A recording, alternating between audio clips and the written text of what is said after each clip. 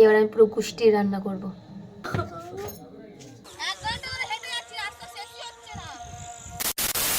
Hey guys, welcome back to my YouTube channel Radhe Radhe. তো চলো তোমাদেরকে আমি একটু আগিয়ে নিয়ে যাই, মানে কিছু মাস আগে নিয়ে যাই। যখন এই বছরটা শুরু হয়েছিল আমি তোমাদেরকে বলেছিলাম যে আমি 365 দিনের ব্লগ পোস্ট করব যদি আমি পারি, বাট সেটা তো আর পেরে উঠলাম না। কিছু মাস যাবৎ ভিডিও এডিট এবং পোস্ট দুটোর মধ্যে কোনোটাই ইচ্ছে করছিল না করতে। গ্যালারিতে এত ভিডিও হয়ে গেছিলো যে কি বলবো, ফোন হ্যাং করে উঠছিল আর ভিডিওগুলো আমি ডিলিট করতে রইলাম। ডিলিট করতে করতে যখন অবশেষে কয়েকটা ভিডিও রয়ে গেছে, এখন আমার মনে হচ্ছে যে না, ভিডিওগুলো এডিট করে পোস্ট করি। তো তেমনি এটা হচ্ছে ঠিক কিছু মাস আগে, জানুয়ারি মাসের ভিডিও। আমরা গেছিলাম ক্যানিংয়ে দীপা আমার বাড়ি। আমি ভেবেছিলাম ঘুরে এসেই ভিডিওটা এডিট করে পোস্ট করে দেবো, বাট শেয়ার করে উঠতে পারলাম কারণ এসেই আমরা চলে গেছিলাম রামপুরহাট আমার মামার বাড়ি, জাস্ট 2 দিনের অন্তরে। তো যাই হোক, আমরা সবাই মিলে চলে এসেছিলাম ক্যানিং স্টেশন। এসেই আগে আমরা গলুর জন্য লাড্ডু নিয়ে নিয়েছি। এবার তোমরা জাস্ট আমার মায়ের কথাগুলো শোনো।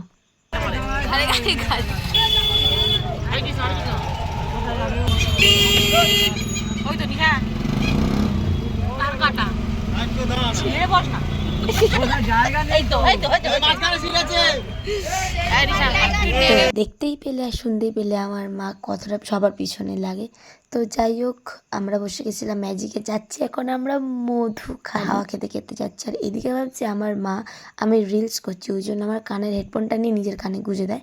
তারপরে আমি যখন বলি ও মা এটা তো নর্মাল ভিডিও হচ্ছে, তখন দেখো আমাকে বলে দূর হ তুই এখানে, তোর হেডফোন তুই কানে নি, বলে আমার কানে গুঁজে দিল। যাই হোক, ওইদিকে প্রাকৃতিক দৃশ্য দেখে তো আমি একদম আবির্ভূত, মানে এত সুন্দর লাগে। তোমরা জাস্ট ওইদিকে রাস্তাঘাট, গাছপালা, প্রাকৃতিক দৃশ্য এতটাই পরিমাণে সুন্দর যে কি বলবো। যদি কারোর খুবই মন খারাপ থাকে, 2 দিনের ছুটি কি 1 দিনের ছুটি নিয়ে ঘুরে আসবে, ওইদিকে প্রাকৃতিক সৌন্দর্য দেখেই তোমাদের মন এমনি ভালো হয়ে যাবে। আর এখানে দেখো আমার গলু হাওয়া খেতে খেতে যাচ্ছে দিদুনের বাড়ি। তো ফাইনালি আমরা বাড়ির কাছে চলে এসেছি। আর আমরা যে চলে এসেছি আমাদেরকে কেউ রিসিভও করতে আসেনি। দেখো পুরো ফাঁকা ধুধু মাঠ, সবাই ঘুমাচ্ছে।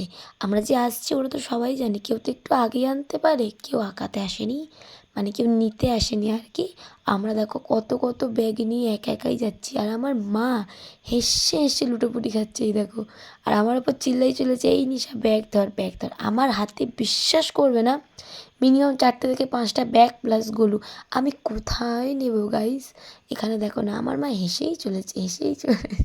মাকে দেখে আমি নিজের হাসিটাও কন্ট্রোল করতে পারি। অনেকদিন পর সবাই একসাথে হয়েছিলাম কাজের ফাঁকে, পুরো ফ্যামিলি এক জায়গায় হলে, তাও আবার ঠিক এমন জায়গায় ঠান্ডা পরিবেশে, মনটা তো এমনি আনন্দিত হয়ে যায়, তাই না? আর মা অনেকদিন পরেই ক্যানিং এসছে। আমি তো মিনিমাম 1.5 থেকে 2 বছর পরে এলাম ক্যানিংয়ে। আর এই দেখো আমার মাদের বা কত বড় ঘর, কত বড় উঠোন। বাবা ওই বাইরে শুয়েছে, দেশের দিকে সবাই শোয়। আর এখানে দেখতে পারলে ধানের গোলা দেখে বুঝতেই পেরেছো যে আমরা যখন ধান ভাঙাচ্ছে তখন গেছিলাম। আর দেখো কটা বাজে, 3:10। আর আমি একা বসে বসে খাচ্ছি। ভাবছো একা বসে বসে খাচ্ছি কেন? আমি গোলুকে খেতে দিচ্ছি, তাই জন্য আমার লেট হয়েছে। আর আমাকে ছেড়ে সবাই চলে গেছে। তো যাই হোক, খাওয়া দাওয়া করে আমরা চলে গেছিলাম বাদায়, যেখানে চাষবাস হয়। এটাকে আমি বাদা বলে চিনি, তোমরা কে কি বলে চেনো আমি সত্যি জানি না। আর আমি দীপামার বাড়ি যখনই আসি, কেউ আসুক চাই না আসুক, আমি একা হলেও বাদায় আসি, কারণ আমার এখানে আসতে ভীষণ ভালো লাগে। ভীষণ শান্ত পরিবেশ, তুমি যদি এখানে এসে বসো তোমাদের এত ভালো লাগবে যে কি বলবো। আর এখানে দেখতে পাচ্ছ আমার দিদি গামলা নিয়ে হেঁটে হেঁটে যাচ্ছে। আর এই যে আমার জামাইবাবু ধান ভেঙে রাখছে, আর এই ধানগুলোই জামাইবাবু মাথায় করে বাড়ি নিয়ে যায়। বাড়ি নিয়ে গিয়ে পরের দিন সকালবেলা ভাঙে, তার জন্যই এত তোড়জোড়। আর আমরাও গেছিলাম।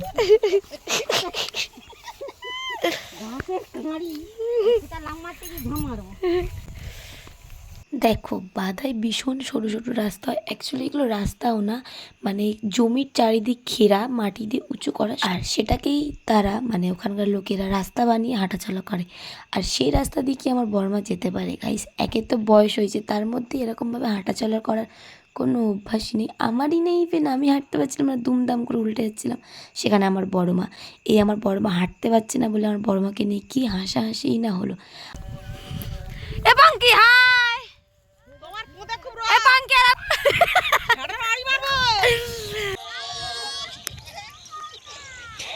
হ্যালো,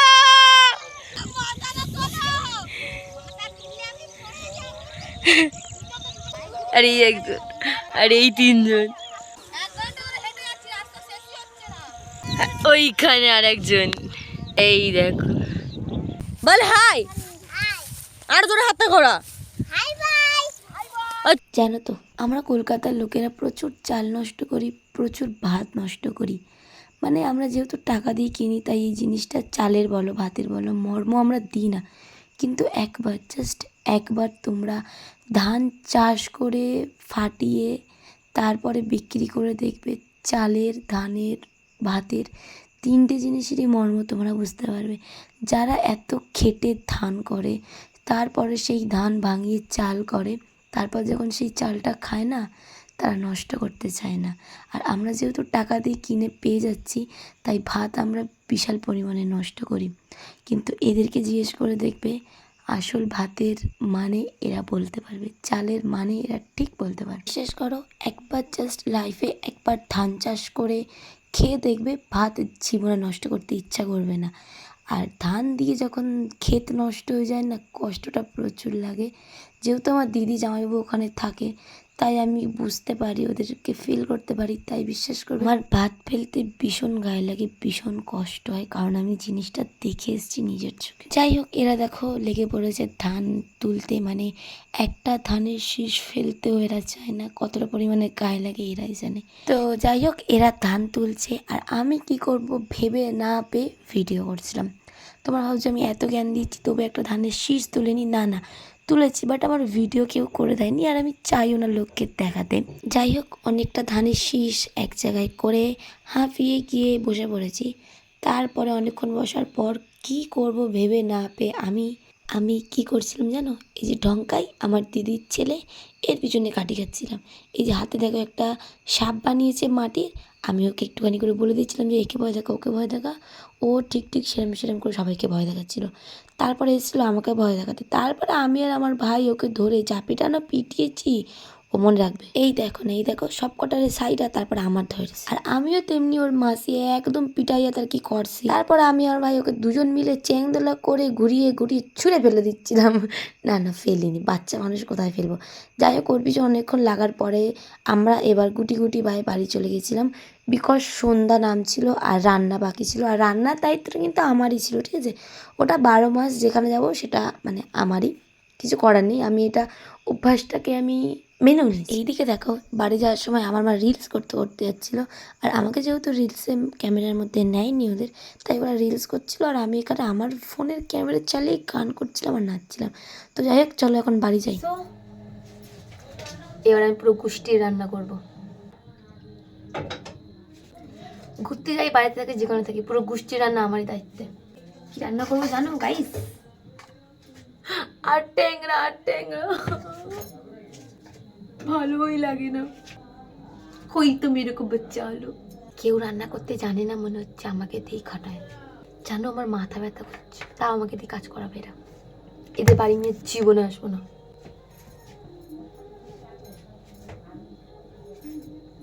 बस देखा तुमको यारा।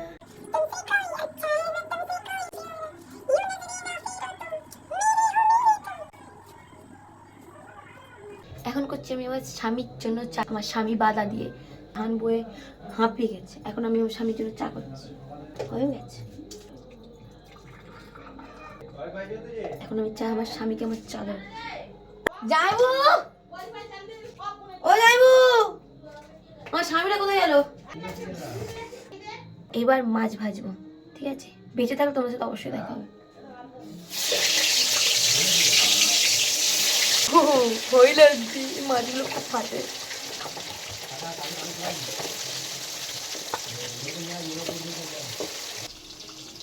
পালালাম আমি, টাটা। ও বাবা গো, যা ফাটছে। বড়লোক থেকে গরিব লোক হয়ে গেছি গাইস।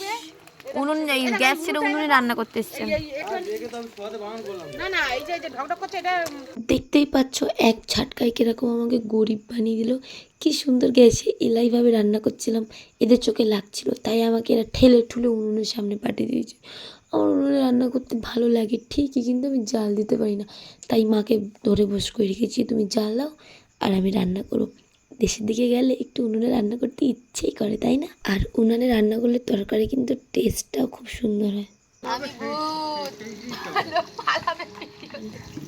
দেখতে পাচ্ছ আমি কোথায় বসে কিভাবে বসে রান্না করছি, আর এতটা পরিমাণে অন্ধকার ছিল যে আমার হাতে বাবা এসে একটা টর্চ ধরে দিয়েছে, দিয়ে বলছে এই নেই, এইটা ধরে তোকে রান্না করতে হবে। ভালো কথা, একটুখানি আলো দরকার ছিল, আমার ফোনের ফ্ল্যাশে ঠিক হচ্ছিল না।